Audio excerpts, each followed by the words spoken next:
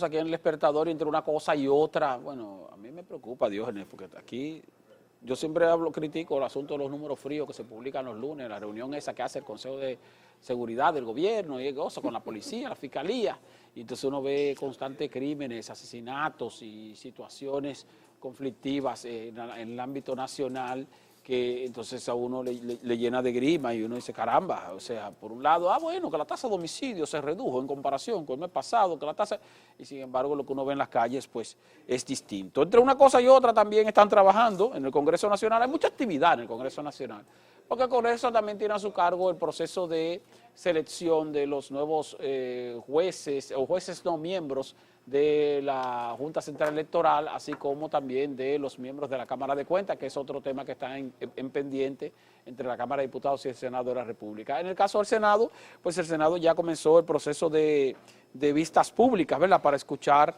a los postulantes, sí, a la Junta Central Electoral, y ahí salieron a relucir algunas críticas de algunos aspirantes que dicen que critican las deficiencias que ellos consideran que hay en cuanto a los servicios de la Junta Central Electoral, no en la parte electoral, sino en la parte de registro civil, porque a veces nos olvidamos de eso. Nosotros tenemos una Junta Central Electoral bastante especial, porque tiene a su cargo el registro civil de la República Dominicana, que de hecho es más delicado y más importante, si uno lo mira desde el punto de vista general, que la propia organización de comicios, porque los comicios se organizan cada 4 años, pero el registro civil es cada día, cada segundo, cada momento, porque cada día nacen personas, cada día mueren personas, cada día adquieren personas la mayoría de edad, cada día también se casan personas, cada día se divorcian personas, y todo eso se hace a través de la Junta Central Electoral en lo que tiene que ver con el registro civil. Pero vamos a oír, Esteban, que plantean algunos de los postulantes que justamente en el día de ayer se oyeron sus posiciones ante la comisión que está llevando este proceso en el Senado de la República. Vamos a oír, director, y continuamos luego con los comentarios. Adelante. Tenemos que automatizar ese registro civil, tenemos que crear el edificio que está en planes ya para salvaguardar esos libros que están siendo escaneados. Tenemos que mejorar de que si un inspector, por ejemplo, se va de vacaciones, todos los expedientes que él tiene se van de vacaciones también. Perdón, el método de home. Realmente, honestamente, también, honorable, le pido también disculpa por esa parte, porque son términos técnicos que, honestamente, pues, en consenso, pues, yo lo pudiera aprender. Considera que han venido a fortalecer el sistema electoral con respecto a la legislación anterior. Lo que ha venido a reforzar es la cuota o la parte, la igualdad que entre el hombre y la mujer. Yo pienso que eso es un disparate, la verdad, que esté perimiendo cada cierto tiempo. Hay que buscar la forma de que el documento tenga una durabilidad mucho mayor, que por lo menos dure 20, 30 años. Mire, Esteban, en esta ocasión todos los miembros de la Junta Central Electoral, incluso los suplentes, se registraron otra vez para postular a sus puestos de nuevo. Pero conjuntamente con ellos se registraron algo más tengo entendido que algo más de 100 personas.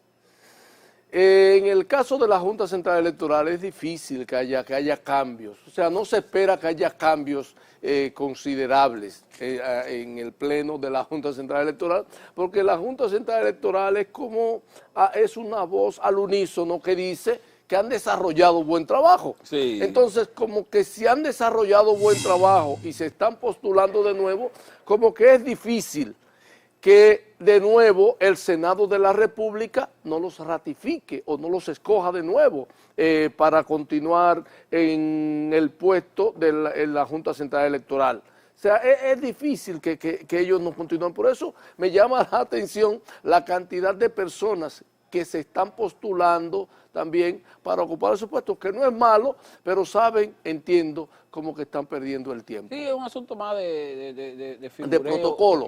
No, el protocolo de parte del Congreso, que tiene que hacerlo obligatoriamente, esa vista pública, esas evaluaciones, pero más de figureo también de gente que se inscribe ahí simplemente para salir en la televisión y para decir que participaron. Para tenerlo en el currículum. Yo conozco gente, Esteban, que claro, hace eso simplemente para registrarlo en su currículum. Pero hay dos cosas a destacar. Mira, ahí vimos a Samir Chamisa, que es miembro actual de la Junta Central Electoral. ¿Es el presidente? Y entonces, perdón. De la Junta Central Electoral. Y entonces él hace referencia a algo que es importante. Hay que automatizar el registro civil. Nosotros hemos sido críticos aquí de que la Junta Central Electoral no publica las estadísticas sobre el registro civil e incluso ha tenido diferencias en cuanto a data que publica la Oficina Nacional de Estadística y la que publica el registro civil o no publica el registro civil, y ellos anunciaron que cada 3 meses van a hacer una publicación. Ojalá que eso se cumpla, ojalá que eso se dé, pero hay que automatizarlo. Además, los miembros de la Junta Central Electoral actual tienen una gran ventaja, y la ventaja que tienen es el papel fatal que hicieron los miembros de la Junta Central Electoral anterior, de la gestión, vamos a decir, 2017-2021 o 2016-2020. Sobre todo por el fracaso de las municipales. No, pero esa es la parte electoral. Aquí lo que pasa es que no se ve la parte que tiene que ver con el registro civil, repito. Si hubo un momento en que hubo atraso, descuido y toda clase de críticas a la operatividad y a la funcionalidad de la Junta Central Electoral en materia de registro civil, fue en esa gestión. En esa gestión que encabezó el señor Castaño Guzmán durante los 4 años del 16 al 20. Porque, repito, la gente nada más se fija en lo que tiene que ver con la parte electoral, pero la parte electoral es cada 4 años. Lo del registro civil es fatal. Y esa Junta Central Electoral anterior tuvo una gestión sumamente mala, tanto en materia de registro civil como en materia electoral. Y por eso, entonces, los nuevos miembros, por más mal que lo hagan, siempre uno le va a destacar el hecho de que lo han hecho mejor que los anteriores. O sea, para que tú veas lo malo que cuando se hace un trabajo mal hecho. El referente que ellos tienen, claro, es muy malo. Entonces les beneficia esa parte, aunque también hay que reconocer que han hecho un gran esfuerzo. Creo que la Junta Central Electoral encabezada por el señor Jaques merece 4 años más para continuar haciendo un trabajo que la mayoría de personas, la mayoría de ciudadanos considera que ha sido un trabajo efectivo. Eso, Esteban, en cuanto a lo que tiene que ver con la Junta Central Electoral, pero también en el Congreso, esto era en el Senado, pero también en el Congreso, en la Cámara de Diputados, están en los aprestos para el cambio de la Cámara de Cuentas. De la Cámara de Cuentas. De la infuncional Cámara de Cuentas. Que ahí sí entiendo, estoy convencido que no habrá un miembro que sobreviva. Bueno, yo no creo. Hay que llevárselo a todos. Y de sobrevivir, Esteban, sería muy mala decisión del Congreso. Sí. Muy mala decisión. Hay que llevárselo porque a todos. lo que se ha exhibido hasta ahora desde la Cámara de Cuentas no es para recordar.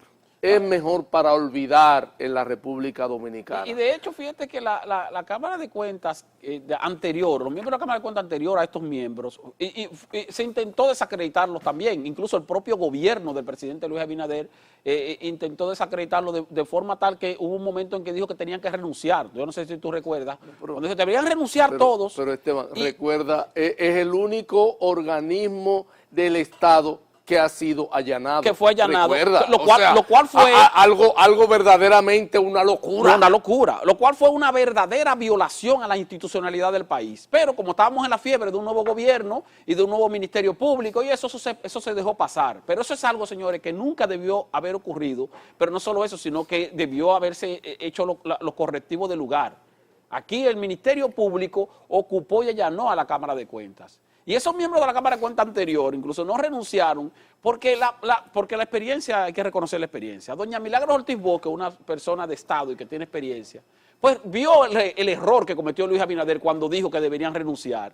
Y ella misma dijo, no, espérense, no renuncien, esperen a que haya una sustitución. Porque no podemos acabar con la institucionalidad del país, porque como quiera que sean los partidos políticos hay gente que tiene cierta visión, aun cuando el que llegue nuevo llegue con la fiebre de querer cambiarlo todo sin saber cómo lo va a cambiar, porque nunca había estado manejando asuntos estatales, que fue el caso de Luis Abinader. Ya Luis Abinader tiene gran experiencia porque ya tiene 4 años gobernando, pero cuando llegó al principio no tenía nada de experiencia. Y saltó con esa, señores, y eso era un atentado a la institucionalidad del país. Milagro Ortiz Boque fue que dijo, no, espérense, no renuncien, Esperen que la Cámara de Diputados lo sustituya, porque si no, nos vamos a quedar sin Cámara de Cuentas. De todas maneras, tenemos 4 años con una Cámara de Cuentas que ha sido completamente infuncional. No solo por penoso, pese a las expectativas que se crearon. Las expectativas que se crearon. Eso. Y entonces tú tienes ahí que no ha habido resultados en cuanto a presentación de auditorías. El mismo Ministerio Público ha tenido dificultades para presentación de pruebas efectivas para determinados casos porque las pruebas se sustentan en auditoría de la Cámara de Cuentas que no han salido. Y entonces es necesario que ahí sí haya una limpieza total. El rezago, Esteban, en materia de auditorías es profundo en el país, pero bastante profundo. Entonces, no veo que ninguno de los miembros de la actual Cámara de Cuentas pueda sobrevivir a este cambio que se avecina. No veo. Pero vamos a oír, Esteban, qué plantea el presidente de la comisión que está trabajando este tema en la Cámara de Diputados, que es el diputado Rogelio Alfonso Henao. Adelante, señor director. Los interesados cumplan los requisitos establecidos por la ley, pueden pasar a sus inscripciones en la Cámara de Diputados. Tienen como plazo hasta el 14 de noviembre, 30 días, a las 4 de la tarde. Un proceso que va a tardar varios meses, según dijo el presidente de la Cámara de Diputados, Alfredo Pacheco. Aquí cuando lo entrevistamos en el Despertador, decía, bueno, eso ya estamos en ese proceso, pero eso no va a ser dentro de una semana ni 2, eso se va a tardar unos cuantos meses. Me imagino que van a tener que hacer un levantamiento interesante. Se han postulado algo más de 100 personas para ocupar esos puestos. Y es bueno que se postulen, porque realmente... Ahí sí va a haber cambio. Ahí habrá cambio. Vamos a una pausa. Vamos a una pausa. Y cuando retornemos, vamos con nuestro entrevistado, pero antes vamos a escuchar lo que opina Omar Santana, nuestro director de prensa digital de Grupo SIN. ¿Qué haremos con la reforma fiscal? Digo haremos porque todo el que tiene intereses tocados se mueve raudo y veloz a defender su rubro. Y con toda razón, el presidente Luis Abinader se ha mostrado abierto a realizar modificaciones a la reforma fiscal ante los inmediatos cacerolazos y las preocupaciones de los sectores como el cine, el ron, las zonas francas, el turismo, cigarro, couriers, constructores, entre muchos otros. De acuerdo con el cálculo de economistas, de los 122.000 millones de pesos que el gobierno pretende ingresar con esta reforma tributaria, 75.000 millones de los ingresos proyectados de la nueva reforma será a través de lo que hoy llamamos ITEVIS y que pasará a llamarse IVA, lo que quiere decir que la mayor parte la pagamos los consumidores, a los que también hay que sumar marbete, que duplicará precio, y es muy probable que si usted adquirió una vivienda hace más de 5 años, ya entra en el terreno de tener que pagar el IPI por la misma apreciación que tiene el terreno, a pesar de que todavía es muy probable que todavía esté pagando esa vivienda. El gobierno le acaba de lanzar la pelota al Congreso para que resuelva el lío. El mismo Congreso que coincidencialmente acaba de reducir de tamaño a partir del 2032 en la reforma a la Constitución. Allí se espera armar un diálogo tripartito en el que estarán representados los legisladores, el gobierno y la sociedad civil. ¿Y quién es la sociedad civil en este caso, además de los sectores empresariales?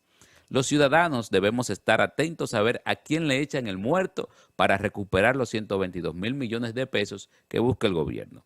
El gobierno pasó una tabla rasa y casi todo lo que se compre pagará un 18% con las excepciones ya conocidas. Esto no es un mensaje en contra de la reforma fiscal, la necesitamos. Los gobiernos anteriores y sus decisiones nos han endeudado de una manera en la que la mayoría de los ingresos solo dan para el 4% y el pago de la deuda, el 4% de educación, por supuesto. Al mismo tiempo en el que los dominicanos que dependen los ingresos del Estado pasó en este gobierno de ser 3.9 millones de personas a 5.2 millones a junio de 2024. Según datos del CRES. Así que si el gobierno reducirá o suavizará la reforma para los más pudientes, también tiene que hacer lo mismo con los de abajo. Muchas gracias.